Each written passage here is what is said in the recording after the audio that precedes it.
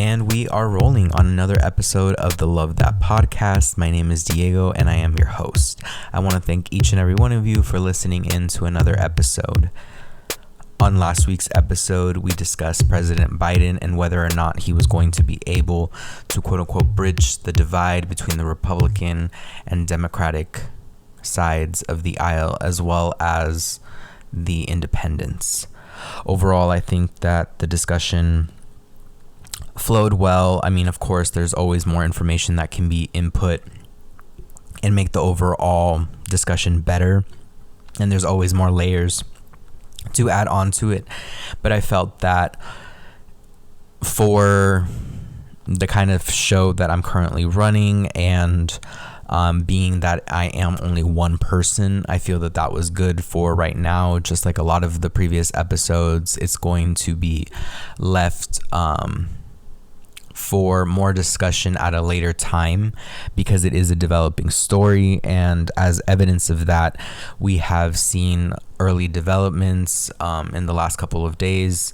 Recently, the Republican Senate filibustered and blocked voting on the Voting Rights Act that the Democrats were trying to pass in order to protect voting privileges and rights to disenfranchised groups and communities, primarily Black and brown and indigenous people in states with Republican legislators that are trying to gut their access to the free and fair elections that take place, which put these people in power.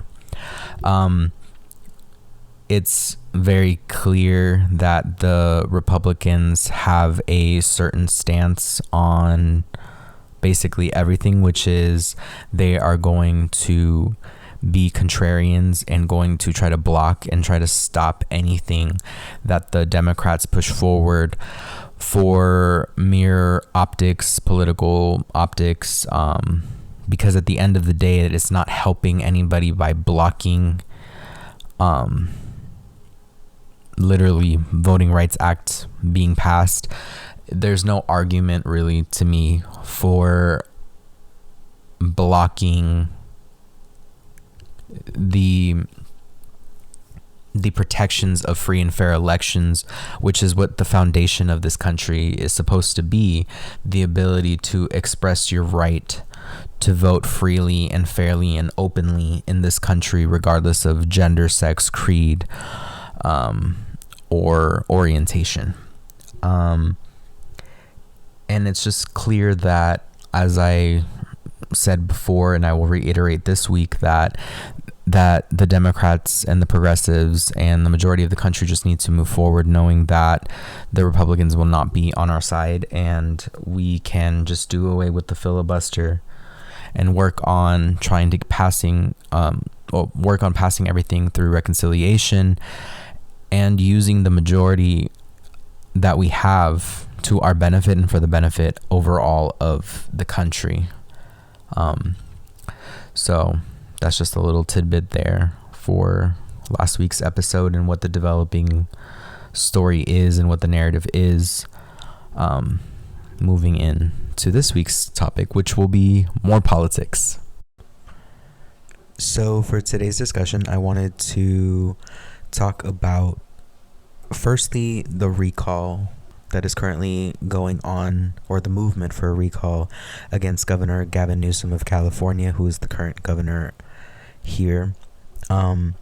There has been, for at least since the beginning of the pandemic and a little bit before, but it really gained steam during the height of the pandemic last year, a movement to recall Gavin Newsom by the more extreme parts of the right-wing Republican Party within California, but also more centrist and just overarching sentiments encouraged by the former president, who politicized the mask wearing and politicized the COVID-19 virus since its inception to downplay his ability to do anything about it and help people and stop so many hundreds of thousands of people from dying.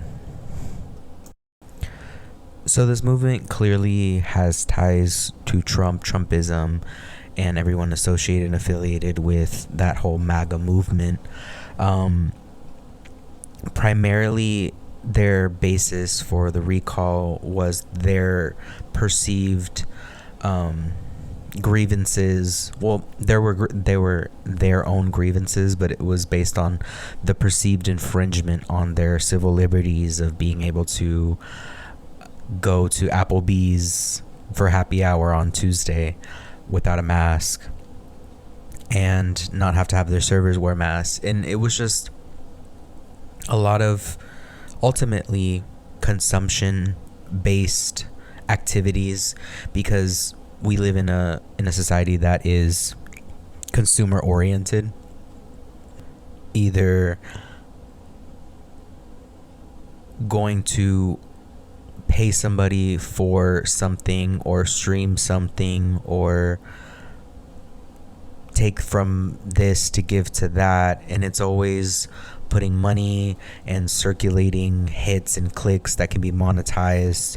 And it's just it's just capitalism at work in essence, which is you can argue is a good or bad thing, but it was basically a recall of somebody's legitimacy of to be the governor of the state, and their ability to keep the public health under control, all because of a perceived lie that they were being told, which was, that the virus wasn't real, that it didn't actually kill people, that it was just the Democrats trying to control businesses, which is like so ridiculous, because it doesn't make any sense. Why would people or the government not want businesses to continue? Why wouldn't America want America to America? In essence, it kind of is a little,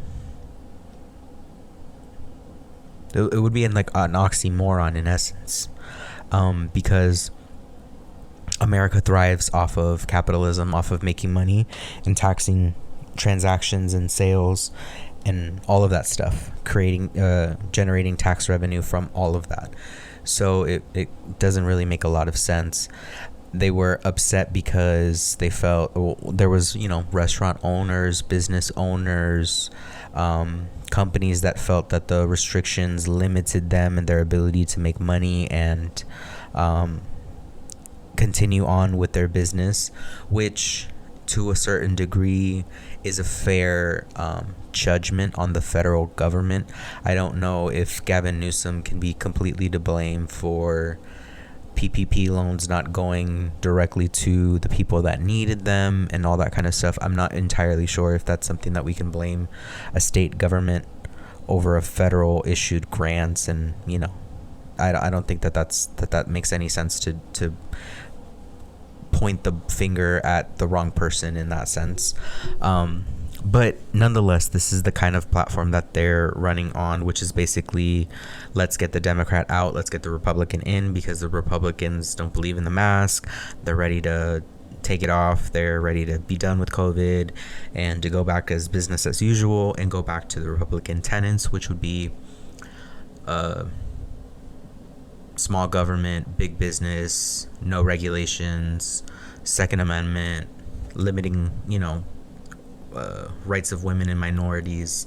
That kind of platform is, I guess, what they're trying to go towards. But we will be discussing a little bit later what the actual platform of the opponents really is and what it means in larger context for the Republican Party moving forward, if that's what we can call it. Now, I, for one, am neither a huge fan of Gavin Newsom nor I am his largest critic. I'm very much in the middle. I've personally seen a lot of good come about from his tenure as the governor. California is currently in a surplus as far as their budget is concerned. We've gotten the budget under wraps. The GDP of California is larger than most countries. We have a huge economy. It's a huge undertaking to be a governor of a state this large, one of the largest in the country and one of the largest economies in the world, period. Having a surplus and not having a deficit within a democratic ideological framework, enacting policies, I think speaks to the positive trend and the positive and good choices made by Gavin Newsom and his administration and overall California's legislator and their voting practices and how people vote and who they vote for and what those people do. Of course, California has its issues, institutional and otherwise, just as any other part of the United States. But by and large, I feel California is in better shape than other states, definitely under more severe Republican leadership. Now, I don't pretend to not see the flaws in Gavin Newsom. I know, especially last year, the big buzz, especially that really didn't help his case for fighting off this recall, was when he had that incident in which he had a birthday party for somebody or for himself or attended one, something like that, in a restaurant during a time in which we had lockdowns, and he was telling people to stay home to save lives, and people felt it to be highly hypocritical of him, a man in a position of power, telling people to do one thing and doing the other thing, and they felt it was just, symbolic of the man telling us what to do and then doing the opposite thing, and and morphing that into a larger argument that the Democrats at large are just lying. It was all to feed bigger, more severe conspiracy theories, really. And while I won't negate that and think that was a poor choice, as well as, Nancy Pelosi also had instances with this. It happened on both sides of the aisle. Majority of the time, the offenders were Republicans, just because the base tended to sway to not believing in the mask or believing in the validity of the virus, period. But definitely things happened on both sides. It had to be said. It wasn't just one party. Majority one party, but it did happen. There was instances on both sides, and I feel that just that chugs to the hypocrisy of us as people, because not everybody followed protocols 110% to the T. I know I didn't, and I'm probably one of the ones that can say that they were the most extreme with how they dealt with COVID and attained to their policies. I mean, I'm pretty sure I broke the lockdown before I was technically quote unquote supposed to, and seeing people before I was quote unquote supposed to, but I was definitely way later than other people in my life, friends, family, all those people included. I guess that's all to say. I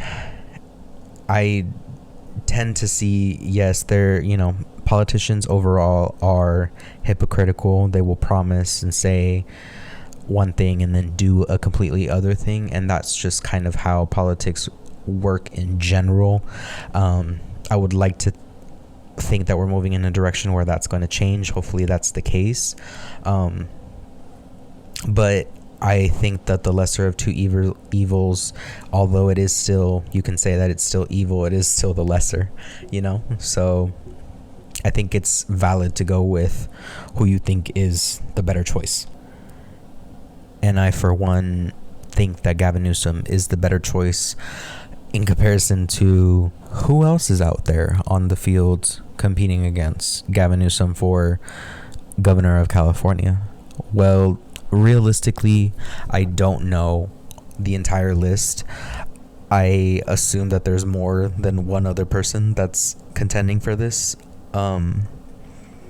seat, or this title rather, but I don't know of a bigger name other than who everybody else has seen in the news to be the biggest contender to Gavin Newsom. I think, as far as the current landscape as of the end of June, there hasn't yet been another contender that's come out that's been a bigger name than Caitlyn Jenner herself, who has come out against Gavin Newsom, and the majority of her platform is anti-Gavin Newsom.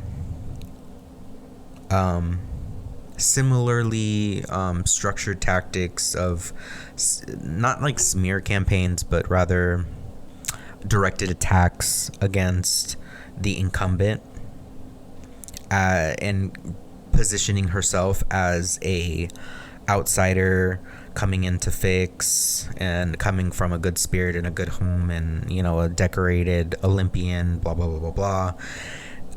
So I wanted to have a larger discussion about Caitlyn Jenner and her policies and what we can come to expect from the upcoming race to recall Gavin Newsom.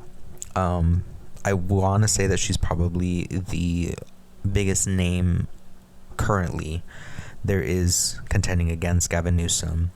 And the reason I find Caitlyn such an interesting candidate, while highly and hopefully unqualified as she is, I do find it incredibly interesting because of the Trump dynamic that she's chosen to go with.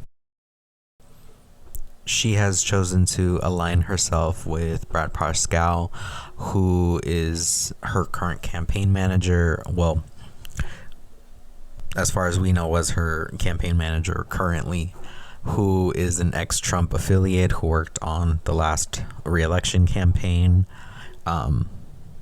which, I mean, he lost, but it's a signal to the Trump base, not the Republican base, but the Trump base, that she is on board with Trumpism and policies and rhetoric, and we can expect that kind of similar, if not outright support, passive support, which is always more infuriating to me, honestly. She is also, apart from being a lifetime Republican, even before publicly coming out as identifying as a trans woman, was a staunch Republican, probably more so for the typical monetary conservative values that most old era Republicans kind of base themselves off of. We currently are in a landscape in which I think that the current Republican Party is definitely not what it once was, but there's a lot of different factions, and primarily two. One is the old guard, and the other is the MAGA new wave, that are younger and more emboldened by the brashness and the way, or the impunity with which 45 was able to operate and conduct himself on a daily basis for over 4 years. I think it says something that Caitlyn is choosing to passively or actively engage with that base. She was going to need that base if she was going to have any hopes in beating Gavin Newsom with this recall. But also, it's so shocking to me that there's a possibility that the Republican Party, which has a long-rooted homophobic, transphobic, anti-LGBT, anti-BIPOC,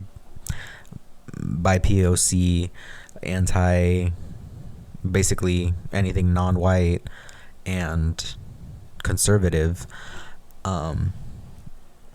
they're gonna vote for a Republican, white, rich, trans woman. It's gonna baffle my mind. I mean, I could see it happening only because I was always just more and more shocked with how 45 would just up the ante every single time. It got worse. It never got better. Things just got worse and worse and worse, and nothing ever seemed to happen, or people's minds didn't seem to change. People only got more emboldened on both sides. I only became more angry, and the other side only became more happy and more proud of their beliefs, because they felt that they were being represented, and they were being told that they mattered and that their opinions were facts rather than feelings. So to me, it's going to be very interesting to see just how they managed to pull that out, how Republicans who are so anti-LGBT, so transphobic, I mean, just the LGBT, I mean, the gay and lesbian part of the LGBT community, just sexual orientation alone is such a big issue within the Republican Party. Not really a big issue societally. I mean, most people are accepting of LGBT folks. And, you know, as society and as time goes on, we become more and more accepting of people. But the gender identity is a relatively brand new topic being introduced into the mainstream. People are barely being acquainted with how to properly talk with and address trans people, non-binary people, and other folks of the LGBTQIA spectrum, and learning what LGBTQIA means, because before it was LGBT, or, you know, just gay rights. You know, that was the precursor. You know, back in the 60s and 70s, it was gay rights, not LGBTQIA. You know, we've come a long way. So, and that's, you know, progressive people, we've come a long way, even though the right has only seemingly gotten more and more anti-progression as far as being more accepting of people's gender expression, gender identity, sexual orientation, all of that.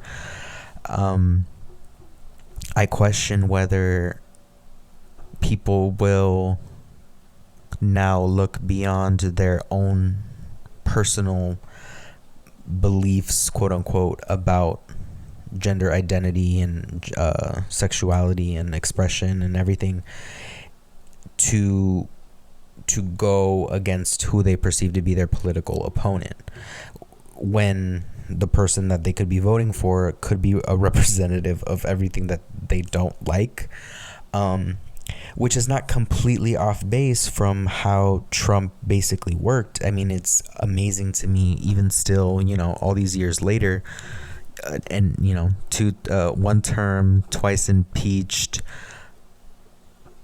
disgraced president, you know, presidential term.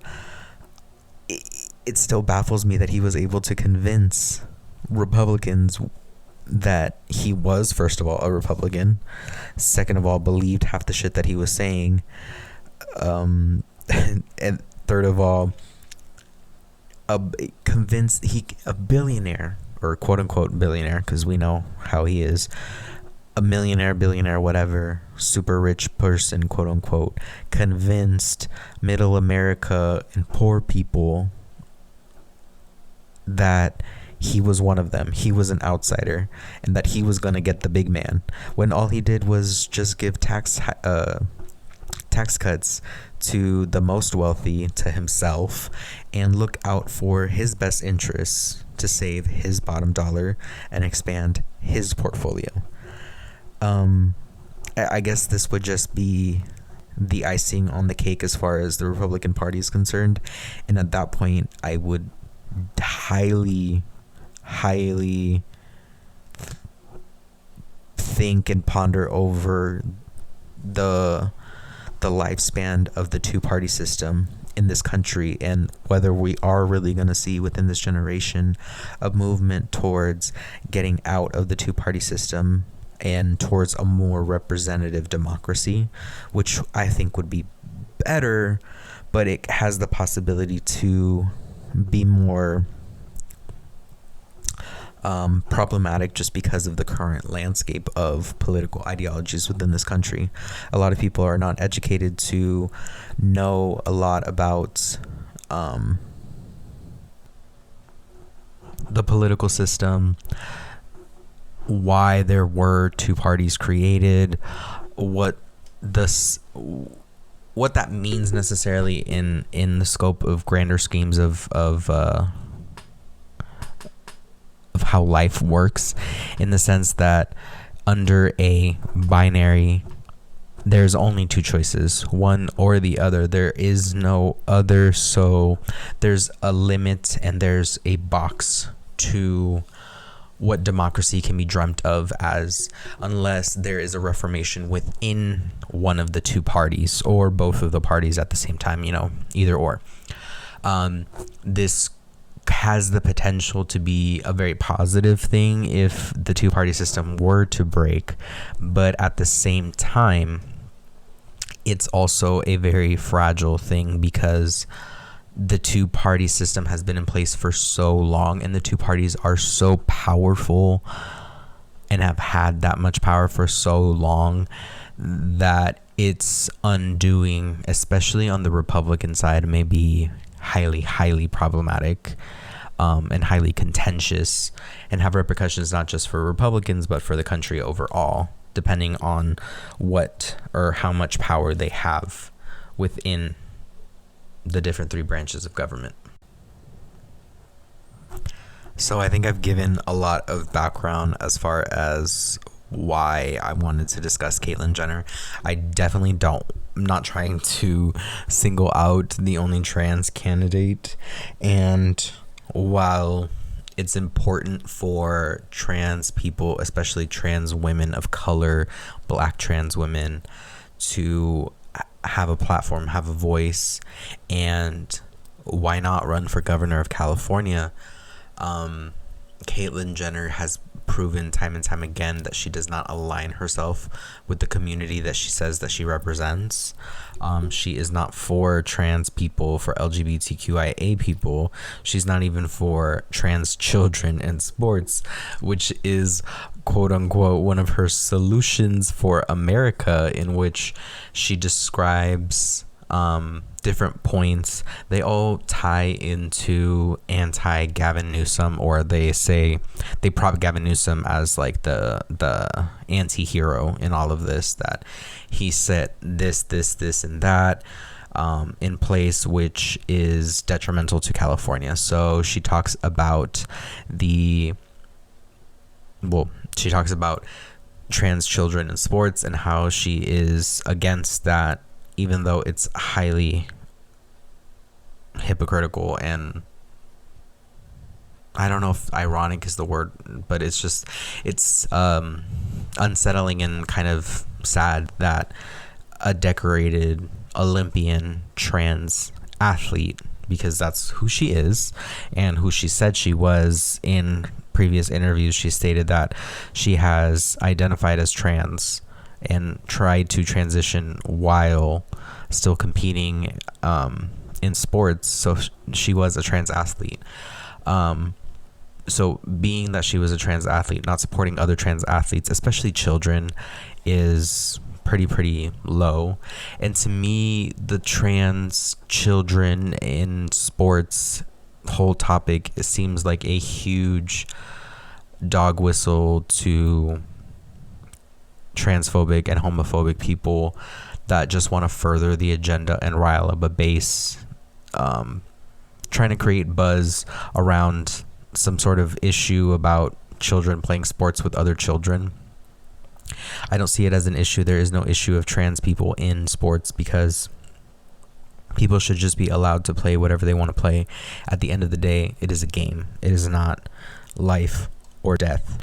While I understand that somebody can grow into professional status and make a lot of money, at the end of the day, it is a game. We are talking about children, minors, playing sports.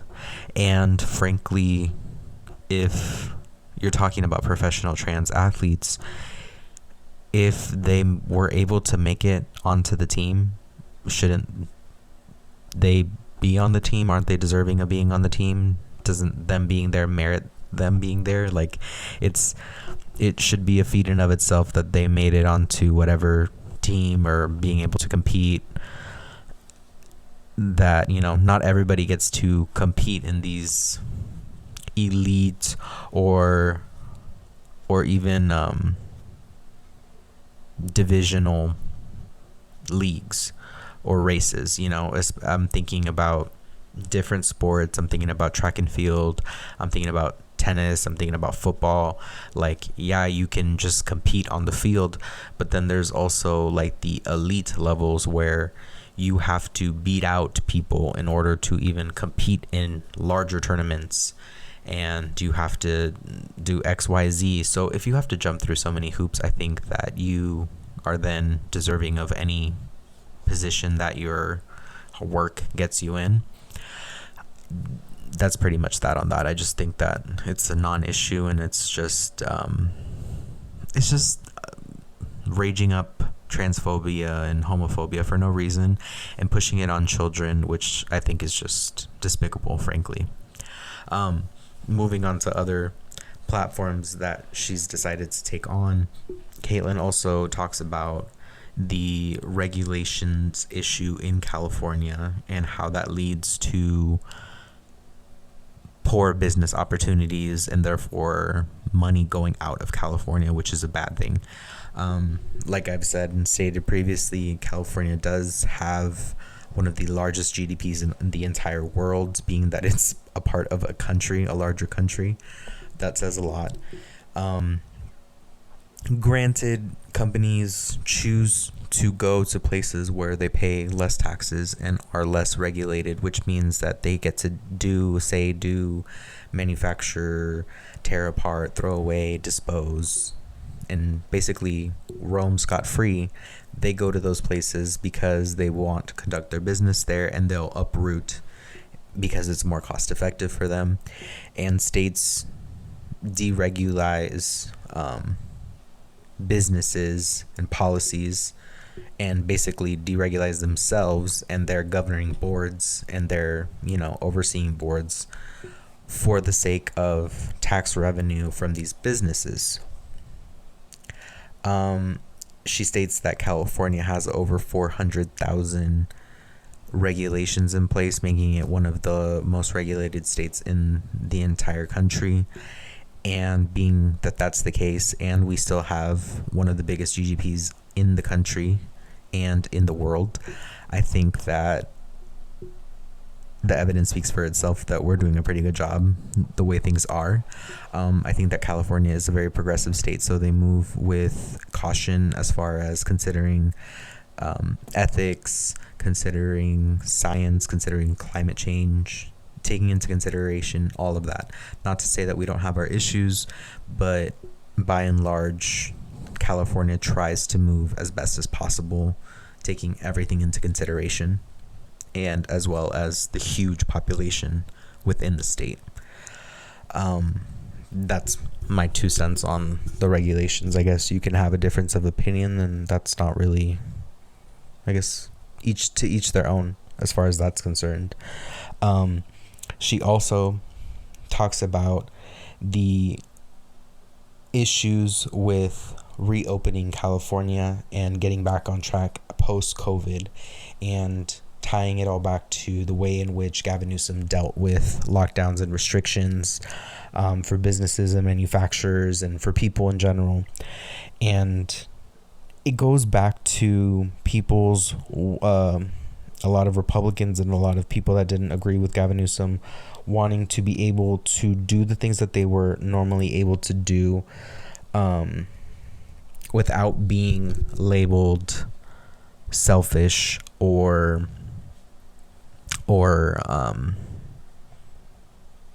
kind of lost, honestly, because it was a very much read the room situation. Like, we're in the middle of a global pandemic and people want to go to Applebee's for happy hour. Like, that doesn't make sense, Susan. You should stay home and take care of yourselves and of others and consider people and the gravity of not just the people that were getting sick at the time, but also the people that were having to take care of the people getting sick, and those people's families, and what their children and their relatives went through, because it was a whole chain reaction. We were really all in it together, and realistically, I think we can all say that we collectively failed as a country, due in large part by the past administration and Donald Trump himself, but collectively the empathy and the respect for one another really went out the window with the politicization of the COVID-19 virus. She talks about how he was not helpful in businesses and maintaining businesses and keeping businesses afloat. I would argue that the federal government could have done way more to protect businesses than the state government could, because the federal government has a larger pool of money to access than the state government does. Granted that the state does have a surplus and is using that money to reinvest it in its infrastructure in itself, and also redistribute funds to its citizens, to its lowest income earning citizens, which is a fantastic thing. So that's kind of how I feel about the COVID restrictions. I've said that I agree with Gavin Newsom and how he felt and how he handled it. Obviously don't agree with the decisions he made, but I didn't agree with a lot of people's decisions last year. So I kind of chucked that all up to, we all were hypocrites to a certain extent about the restrictions, but overall he was consistent in his messaging and his approach and his ability to really see out a plan with the least amount of harm caused to the majority of the population. And I think that's commendable. Caitlin also discusses not increasing taxes and actually lowering them for businesses and for higher waging or for higher earning people. Similarly to the regulations and discussion about that, it kind of ties back into consistent, fundamental, fiscal conservative politics that the Republican Party kind of prides itself on charging less to businesses in hopes that they'll reinvest that money somehow, that'll trickle down into the pockets of Joe Schmo. Which fundamentally I just disagree with. It just doesn't make any sense. Trickle down economics have never worked. They're never going to work.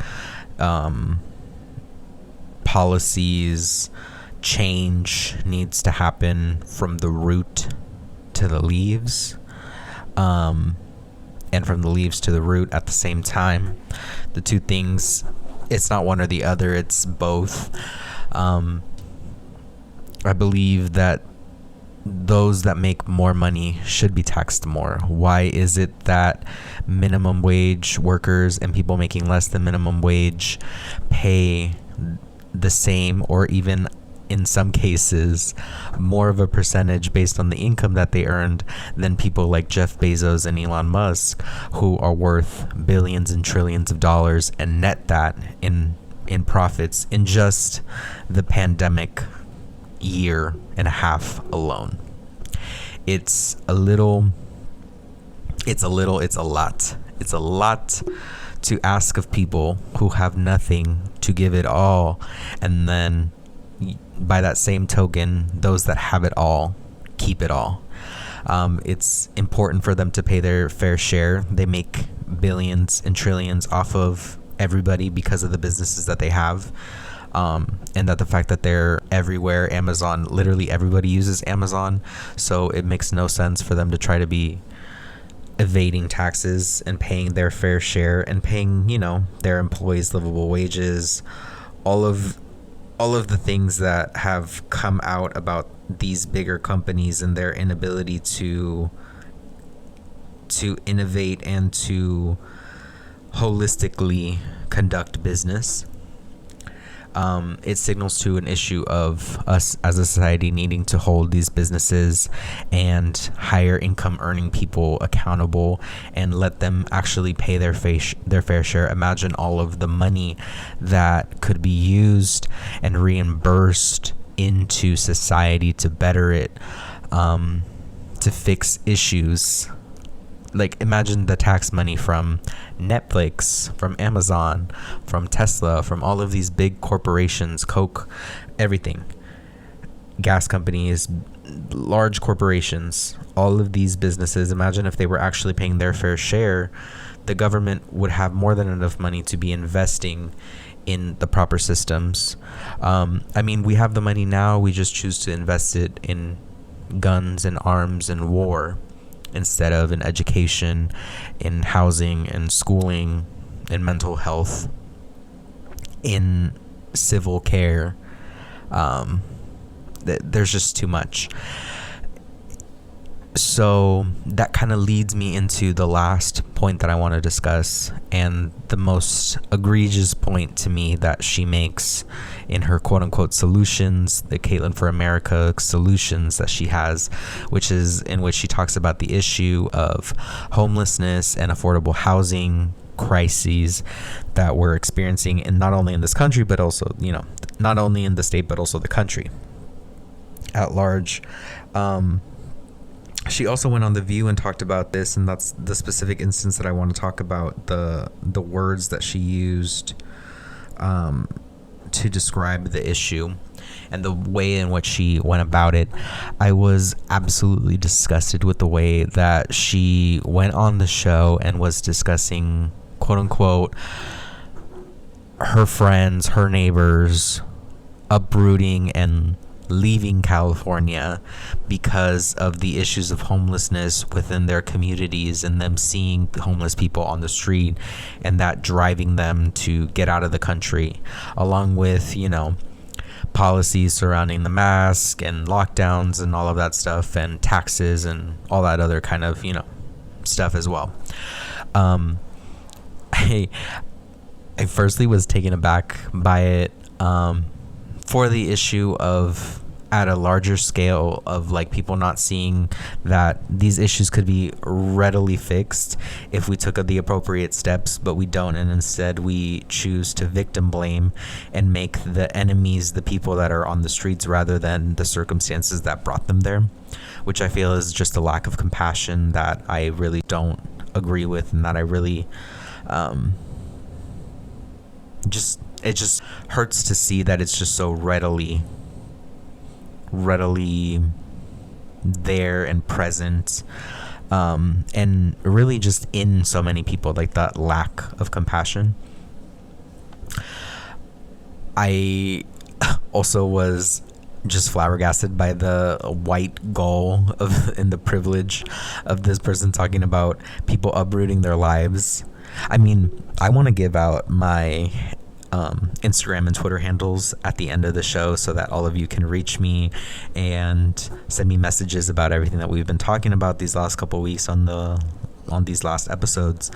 I especially want you to reach out to me if you know people that can just, at a flip of a dime, uproot their lives because they don't like homeless people that they're seeing in their communities. I don't know of anybody that has the ability to just leave because they don't like something. That is the most privileged, white, asinine thing I've ever heard in my entire life. It's just another level of classism and elitism that I just find incredibly disgusting. Like, oh, these rich people see poor people in Malibu, and so they need to go to Wyoming. That makes no sense to me. It's never going to make sense to me. I'm not trying to make it make sense, because it's not going to. But it just misses the mark on so many things. And for a trans woman to not be able to see the common thread of homelessness as a common issue among the LGBT, especially trans community. So many trans people are forced into homelessness because of the lack of understanding and compassion and empathy that their families, that their homes have for them, that drive them towards leaving their homes, forcing them on the street, that then perpetuates a negative stereotype of being forced into sex labor, sex work, that then leads to greater, more hurtful stereotypes that trans people are merely vessels for sexual use, and then takes away their humanity. So it's very troubling for me that a trans person is not able to see and empathize with the humanity of homeless people, being that in her community that's one of the largest issues. It's a little baffling. And coming from the LGBT community, we should all be more compassionate towards our brothers and sisters and what people go through that bring them towards a situation that brings them to being transient people and people without homes. It was just a lot to me, that whole instance, that whole thing. I mean, immediately turned me off. I wasn't ever going to vote for her, but that sure as hell made it. That was the nail in the coffin for me. I understand that it's not just an issue of the rich not being able to empathize with the homeless and the transient communities, but it's also an issue of everyday people, middle class, and even people on that borderline of poverty, that we look down on people in those situations rather than having empathy and compassion for what could have driven them to those circumstances or what may have forced them to. Because as this pandemic has shown us, it's not always people's fault that they're in the situations that they're in. It could be a myriad of cases, ranging from abuse, escaping violence, drug use, mental health issues, you name it. It could be a myriad of issues. So for me, that was just the end as far as her platform with me was concerned. I wanted to talk about this in the main discussion, talking about the recall of Governor Gavin Newsom, because I wanted to have a larger discussion about what the other side was presenting to us. The other side is presenting to us a picture representation, a token representation, veiled under the same hurtful and hateful rhetoric and ideology that they've been spewing for decades. So it's a definite no for me. I will not be siding with Caitlyn. She does not get my support. I will not come. That does not, warrant people coming for her trans identity, and using that as a way of demeaning her, discrediting her from being able to hold or have a position of office or power. But she definitely is not a welcomed representation of the community at large, through all fault of her own, not of anybody else's. And that's kind of where you just have to leave it, because there's really not a lot to be said other than the platform that she's trying to run on is old, tired. We've seen it before. It's the same Trump one. It's the same dangerous one that led to the insurrection on the Capitol. So I, for one, am not trying to go down that same road. I'm not trying to support anything like that. I'm trying to move forward in a positive direction. So I hope that this serves as a little bit of background for people that were maybe not privy to what was going on here in California, or maybe Californians that didn't have a full picture, or thought that having a trans candidate was such a great thing, which it is. But at the same time, it also comes with its pros and its cons. In this particular situation, there just seems to be more cons. And with that being said, I think it is time to roll into the Love That segment, which is going to be the final segment of today's episode. So, For today's Love That segment, I'm going to be discussing a movie that I've recently saw that I absolutely loved. It's called Peter Rabbit 2. And for those that have not seen the first one, don't be alarmed. It's okay. It's all going to be fine. But I just want to talk about this movie because it was a welcomed surprise. I was not expecting to love this kid's movie about a bunny rabbit so much, but I did. I thought it was hilarious. It's it's a pretty decently long movie. It's 2 hours, but it goes by pretty fast. The plot is funny. It's very comparable to the 90s Nickelodeon kind of style of comedy, which was appealing to a younger demographic because of the visual aspects and the physical comedy of the characters. But the dialogue between the characters really can attract and engage a lot more mature and intellectual audience. Basically, not kids that, because when we're kids, we don't really process what the characters are saying. We just kind of like go through the motions and we see the things happening and we just take it for granted. But, in retrospect, a lot of the shows that I watched as a kid were very adult in what they said and how they acted. And I guess that's why my parents were into it and they would watch it with me, because otherwise it's like watching the Teletubbies. Not every single parent watches the Teletubbies with their kid, but a lot of parents will watch SpongeBob with their kid, or that kind of thing, or those kind of Disney shows, so it follows that sort of humor. It's also funny because, without giving too much of the plot away, the story kind of makes fun of itself, and the characters make fun of the kind of movie that they're making and the cheesiness factor of a lot of movies marketed towards a younger demographic. So that was also another funny, interesting part of the movie that I liked. The characters in it there's only like 2 main characters that are human. The rest of them are acted, or they're voice actors playing like CGI animals. But honestly, swear to God, within the first 5 minutes, if you're not laughing, then you probably don't have a sense of humor, because within the first 5 minutes you should be laughing. It's a hilarious movie. You don't have to see the first one, because it just kind of takes for granted the story plot of the first one. It doesn't follow it. It just picks up the story where it left off and has a new plot. There isn't necessarily an old plot that reemerges. So it's a movie that literally anybody could watch, any age. I mean, I went with my cousin. She's 33. I'm going to be 25. My nephew is 9. And we all were dying the entire time. For the entire 2 hours, we were dying laughing. And then, of course, it has their sentimental parts and their parts where, like, oh, it's really cute.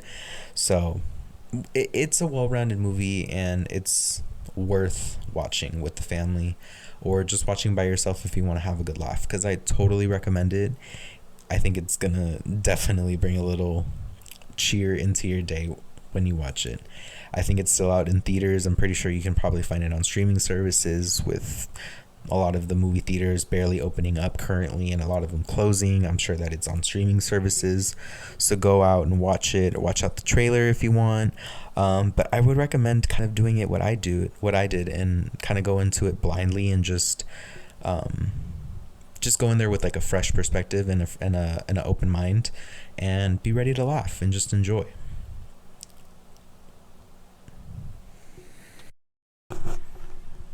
And with that, we have come to the end of another episode of the Love That podcast.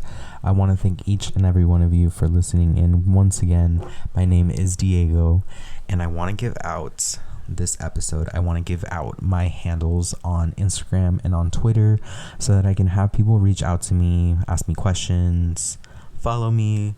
I post the episodes there as well, the little graphics and stuff like that. But go ahead and reach out to me there. Let me know your thoughts and opinions about the episode, questions, topic suggestions, all that kind of stuff. Go ahead and reach out to me on there. On Instagram, I am at _BADHOMBRE. That's again _BADHOMBRE on Instagram. And on Twitter, I am at _MAL. That's again MAL HOMBRE. So it's on Instagram, it's _BAAD. It's a BAAD. It's _bad hombre on Instagram, and on Twitter it's _mal hombre. So it's technically the same name, but just, one's in English, one's in Spanish. Well, kind of. So yeah, go ahead and follow me and reach out to me on those platforms and let me know what you think about the episode. And yeah, this was a long-winded episode. Definitely had a lot to talk about. So please reach out and let me know what you think. I want to make sure that everybody has a great rest of the week.